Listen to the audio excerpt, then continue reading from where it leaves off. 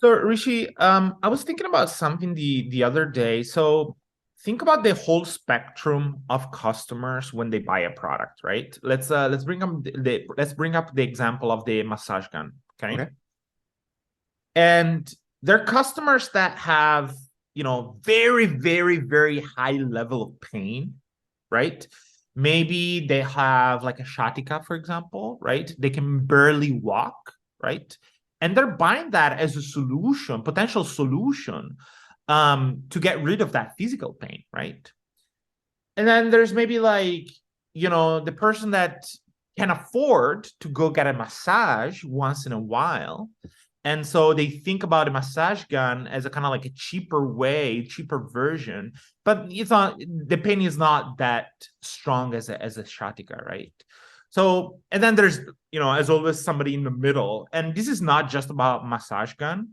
It's a type of spectrum that happens with a lot of different products, right? Now, I was thinking about, imagine if I had a radar, almost like a way to point, right? I would love to identify who the people with the highest level of pain, like almost like, oh my God, I'm gonna die if I don't get a massage gun today. Because I've been taking like, almost like a illegal amount of painkiller until today. I was like, I want to talk to those people because I want to get their language. I want to understand their experience when it comes to pain, so I can develop almost like a dramatized version of the pain. So I can kind of like come up with some cool ideas and maybe like copy to use on my product page. What do you Yeah, think in about fact, as you're talking about it, I just thought of a great idea is that you could actually convert your product description into a newspaper article where the byline, the byline is what below the headline where they say that? written by the journalist. So it'll be the written by the name of the person who's the actual customer, and in parentheses it'll say, had been suffering from pain for 5 years. So literally the description is written by this person. I mean, can you imagine the trust factor that someone would have? And this person is doing copywriting for you. I think I've never seen that before, and I just think like it'll be interesting. So anyway, it's a not related topic, but I thought of that I idea like as it. we were talking about it. Yeah.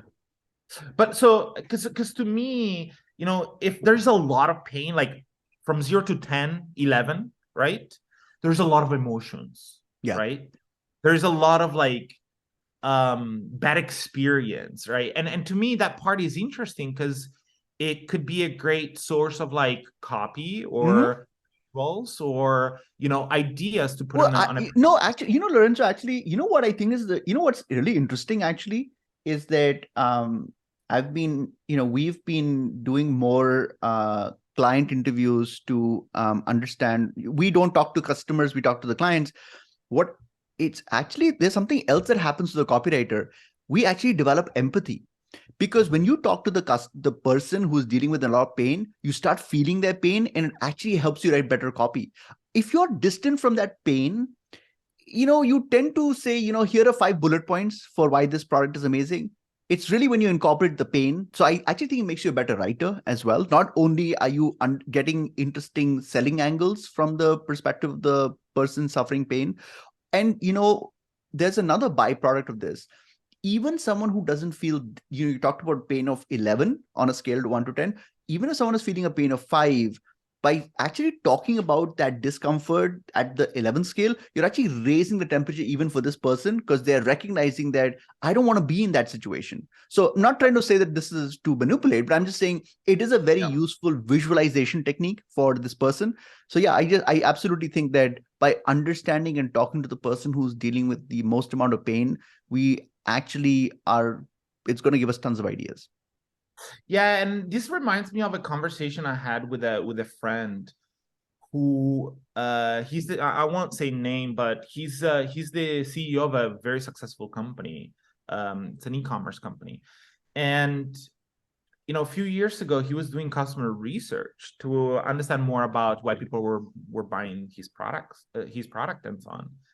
And he was selling a supplement, okay, like to lose weight. And one of the things that he told me was, oh, Lorenzo, we decided to talk to customers, to interview customers, right? And he was telling me the story of one of these people that he interviewed, and how like his life has always been miserable because people would make fun of him. Like he would go to the jet, he would go to the beach, he would even take off the t-shirt because he was way too ashamed.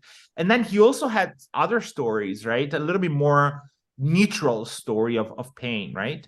And I was like, oh my God, I like imagine how powerful it would be to actually start collecting a lot of these stories, put the stories in front of your wall, right?